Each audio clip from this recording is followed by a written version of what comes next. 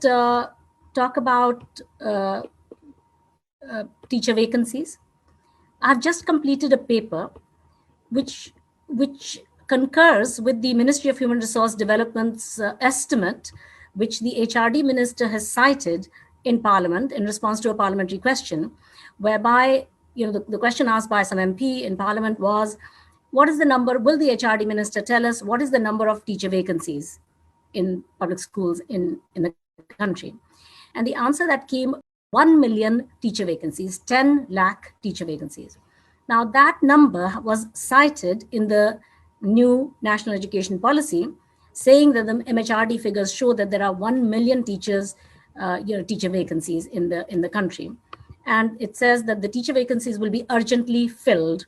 And the draft National Education Policy 2019 in its appendix, which is a 464-page document, in its appendix, it gives an estimate of how much it will cost to appoint these 10 lakh teachers. I've just completed a paper this month, or at the end of last month, which is going to come out shortly as a discussion paper, in which I examine this question. The reason why I examine this question as to teacher vacancies is because if you look at published DICE data, District Information System on Education, DICE data, and in this data, I am able to confirm by looking at all the states' schools, there are teacher vacancies. And that is very much the case. And it is the truth. But in other schools, there are teacher surpluses. So nobody has ever made, to my knowledge, an estimate of the number of teachers that are surplus, because it's all in relation to the Right to Education Act's teacher allocation norms. So we are uncritically accepting the figures that MHRD is putting out of how many teacher vacancies there are, although they are correct. But it does not take into account the fact that in the same state, often in the same district, there are many schools that have teacher surpluses, many schools that have teacher deficits. So it's a question sometimes of redeploying teachers from the surplus schools to the deficit schools.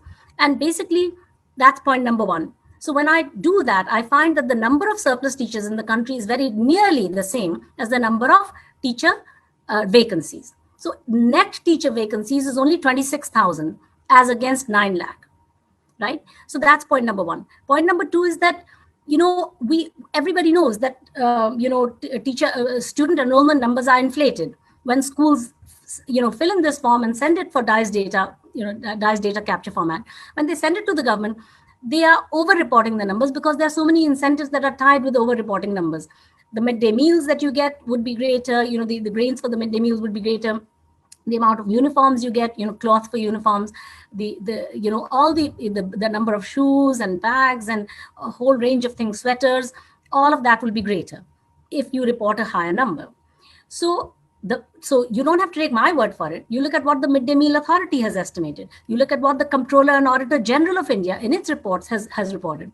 And yet we're working, when we want to estimate how many teachers are needed in a given school, we're still taking the data from the uncritically accepting the inflated, self-reported enrollment data. So what we need is research that yields accurate estimates, which is what the CAG is also saying, the Comptroller and Auditor General. I find that instead of a 26,000, let alone a 9 lakh teacher vacancies, not even 26,000 teacher vacancies when you allow for teacher surplus schools and redeployment.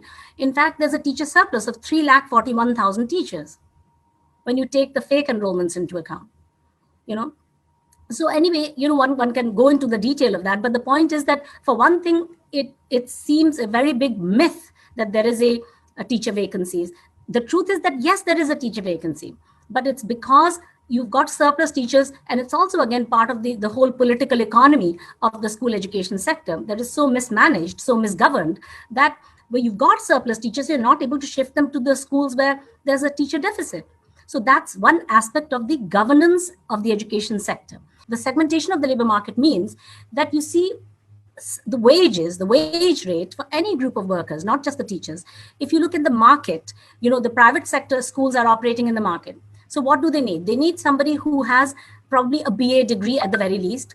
And a lot of schools don't really insist that the person at the primary level has a BEd degree, right? So what is the wage that a person with a BA degree or equivalent, like BSc or whatever, like Lucknow or a village like Banthara or anything like that can afford. I'll give you an example of Punjab.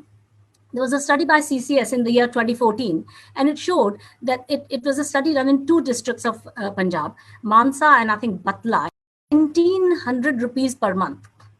And in the same village, the government schools teachers' starting salary was 60,000 rupees per month. Yes. So here is a private school teacher's salary is roughly 2,000 rupees per month. In the same village, the starting salary of a government school teacher, primary teacher here, we're not talking about a junior teacher, was 60,000. That means 30 times. So why is that? Why is it possible? The reason why it's possible is because in the private sector, the wage is the price of labor. It is determined by the forces of demand and supply. Because there's such a supply of people who have BA degrees and they don't have jobs. There is graduate unemployment in India, according to NSS survey, National Sample Survey, is 10.5%. 10.5% of our graduates are unemployed.